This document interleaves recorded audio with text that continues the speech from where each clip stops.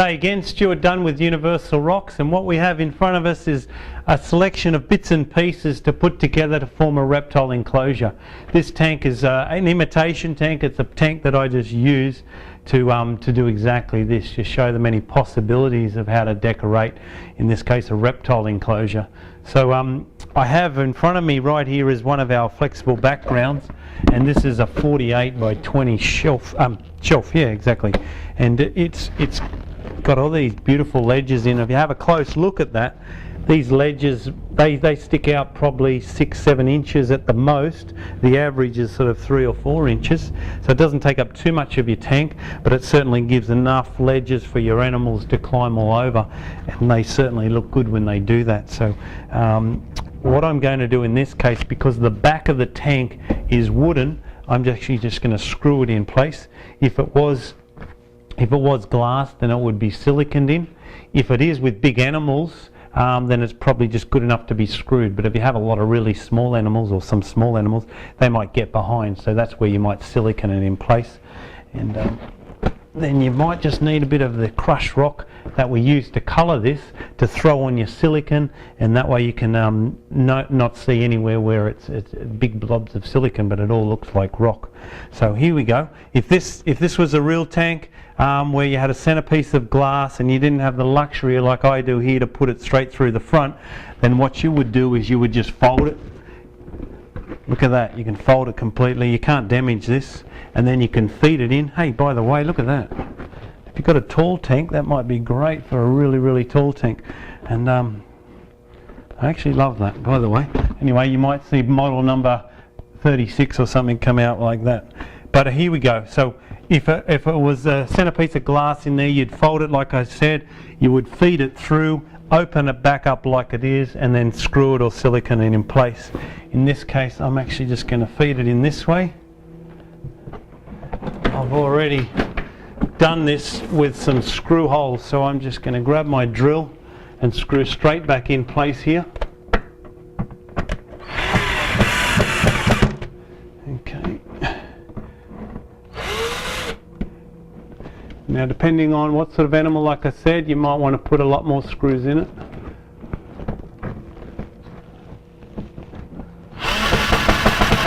Okay, what I've had to do here is, because this is 24 inches high, this background's only around 20 inches high, I've raised that. So I've put a fair bit of gravel in. Okay, so I've built that up. I'll pull the gravel out the back here, so it can rest right up against the back of the tank.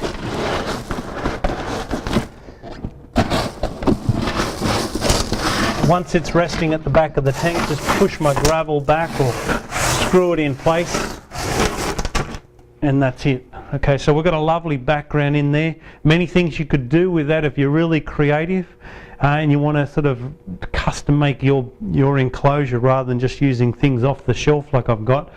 There's a little area up here where you could put a little fitting, run some water coming down here. It would drip into this little pocket here, and then it spills over a couple of areas here, and you could create yourself a little pond down the bottom. So fantastic if you had frogs or some sort of, I don't know, there's a million things you could put in that. So that's one little thing you could do. I'm just going to keep it like that, allowing that animals are going to sun and rest themselves on these ledges. So next thing we want to do is maybe just grab a piece of old driftwood, actually an imitation of old driftwood. I'm going to create some levels terracing with that. So I'm going to push a lot of this gravel back up high. Keep this lower down the front here, cover the edges of the log. Okay, grab another one of these rocks. I'm going to sort of squash it under this ledge, make it look like the ledge is resting on that. I might have to just move my log a little bit. By the way, what I just did before is I grabbed a knife, a sharp knife, and I cut a hole in it, so this can be used as a hide rock. This particular rock, the skin of it is made with the same material that this is, but we've put foam on the back of it, which makes it a lot stronger. So it's really rigid, and that's how we make all of our ponds and waterfalls. So just so you know, you can cut it. I'll do a little bit more cutting here, Be careful, real careful. So if I slip, I'm going to sort of slip down that way. But when you cut, and I know you can't really see that well, but when you cut, what you're trying to do is cut at an angle so you don't see the foam, and you're also trying to cut in a fairly realistic shape, as if there was actually a sort of a cutout or broken bit of the rock. If you do a really good job, then that can face where people can see it. If you don't do a really good job, and in this case it's a bit average, so why let people see it? Let's just put that at the back. The animal can come around and go into that anyway. It makes no difference really to you, and if you need to get to your animal, voila, you just lift it up, grab it and pull it out. So in this case, one rock there, log there, maybe a few more little decoration pieces of river stones. The good thing with these pieces is that you can use them matching the other bits and pieces we've got. By all means, if you can find real rock that looks the same, these pieces aren't going to be too heavy, so it's nice and easy to decorate with. So use real ones if you can get them. If not, hey, we make a whole range of them that work for you. I keep jumping down here, grabbing some other pieces down there. Okay, that's okay. Okay, now we'll put some plants in. I've just got a few artificial plants. They could be real plants. Just tuck them in there. A few taller ones to the sides.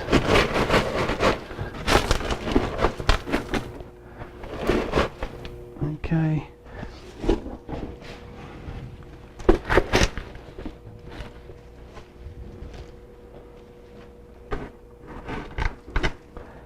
A few lower ones right at the front always look good.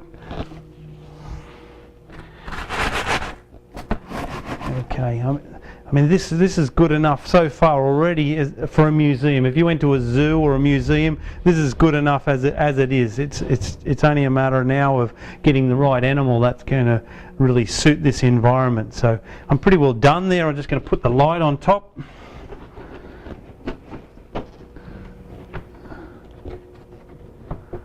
Okay, it's about right there. Turn it on.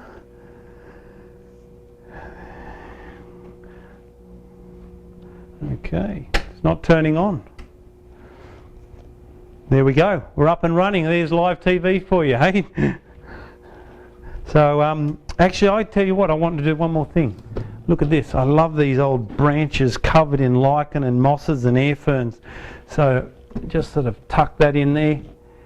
You can use these to help the animals climb up too.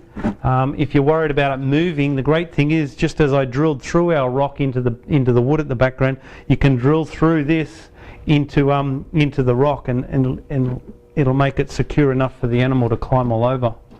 So I'm not going to play around with that too much, but that could easily be broken a little bit and pushed in further in the background.